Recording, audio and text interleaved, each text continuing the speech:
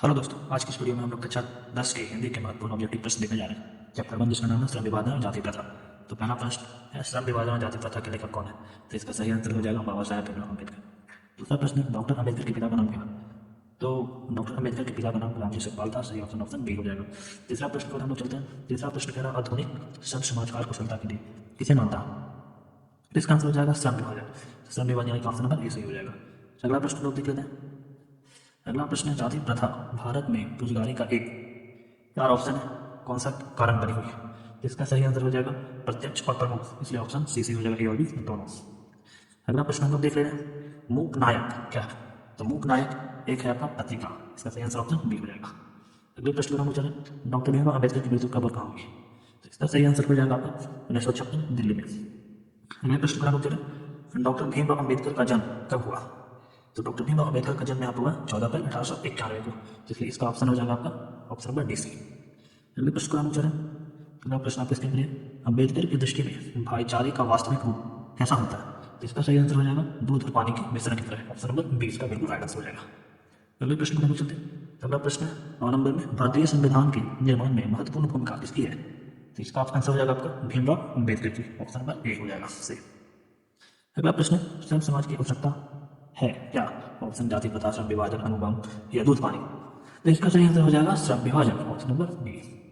अगले प्रश्न पर हम लोग चला। अगला प्रश्न, प्राथमिक शिक्षा प्राप्त करने के बाद अम्बेडकर उच्चतर शिक्षा प्राप्त करने के लिए कहाँ गए थे? इटली में, दक्षिण अफ्रीका में, न्यूयॉर्क में, दक्षिण कोरिया में। इसका सही आंसर हो जाएगा आपका न्यूयॉर्क में, ऑप्शन नंबर सी। अगले प्रश्न पर हम लोग चला। 12 नंबर प्रश्न, अम्बेडकर चिंतन व रचनात्मक के लिए प्रेरक व्यक्ति थे?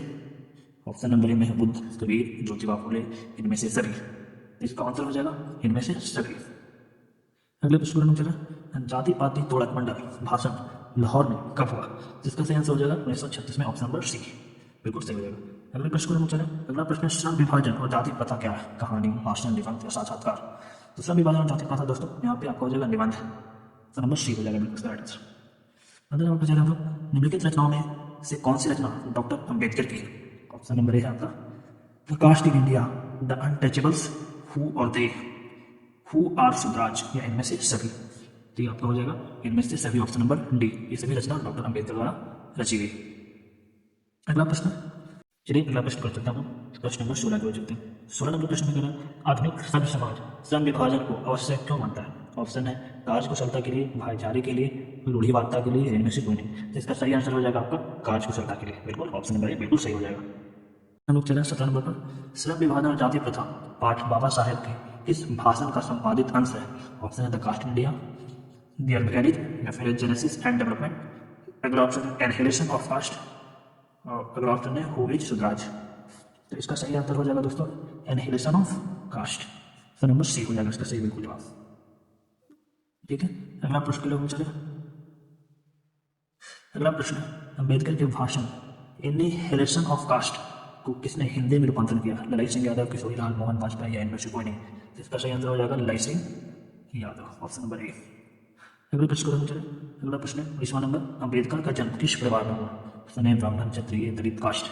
इसका सही आंसर हो जाएगा दलित परिवार, ऑप्शन नंबर सी में हुआ। अगले प्रश्न में चले हम लोग, लेखक को इस युग में कहाँ पर विडंबना दिखाई दी है?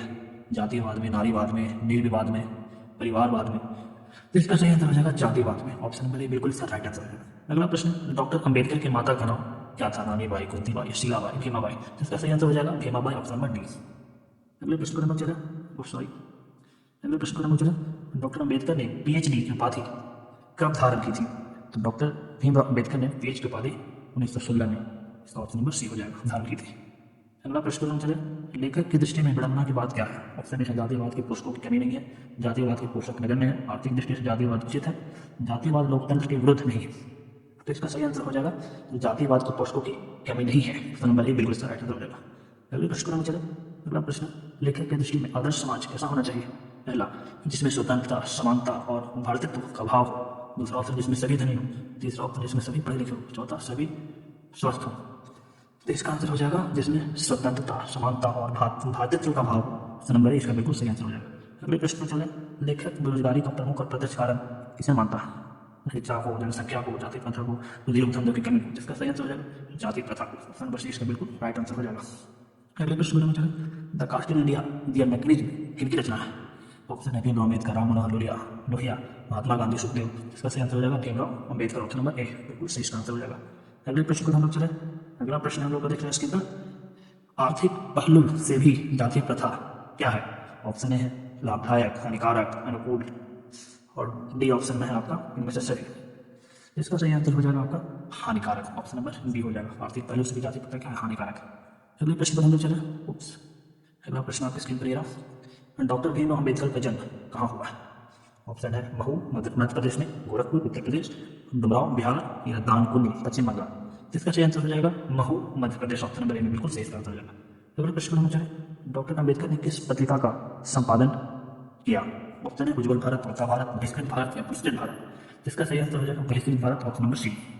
अगले प्रश्न हम चले, महात्मा गांधी संविधान का निर्माता के रूप में हम किन्हें जानते हैं?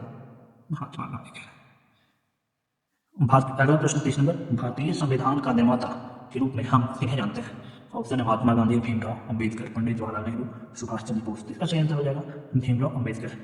इसी के साथ दोस्तों आज का ये वीडियो मैं यहाँ पे समाप्त करना चाहता हूँ। अगर आपको वीडियो ज़्यादा से अच्छा लगा तो लाइक करें, शेयर करें, सब्सक्राइब करें, और अगले पार्ट के लिए अगर चाहते हैं इस पर मैं और वीडियो बनाऊँ तो कमेंट करें।